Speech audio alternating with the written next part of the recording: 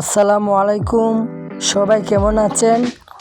আজকে হবিগঞ্জে যাওয়ার পথে যে দৃশ্যটি দেখলাম তা সত্যি সবাইকে অবাক করার মতো।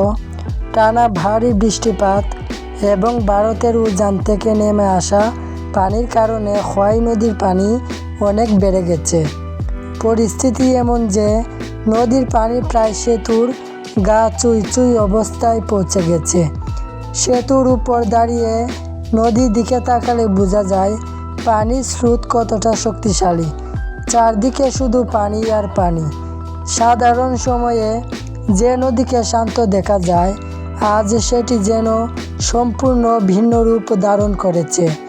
প্রকৃতির এই দৃশ্য যেমন সুন্দর, তেমনি কিছুটা ভয়ও জাগায় সবাইকে। স্থানীয়দের মতে কয়েকদিনের টানা বৃষ্টি এবং ভারতের উজান থেকে নেমে আসা পানির কারণেই এমন পরিস্থিতি তৈরি করেছে।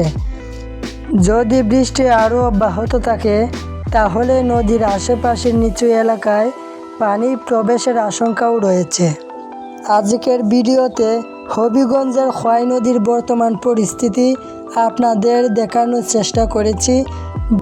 এমন আরও ভিডিও দেখতে চ্যানেলটি সাবস্ক্রাইব করতে ভুলবেন না, আর আমার ফেসবুক পেজ ফলো করে পাশে থাকবেন, লাইক কমেন্ট করবেন।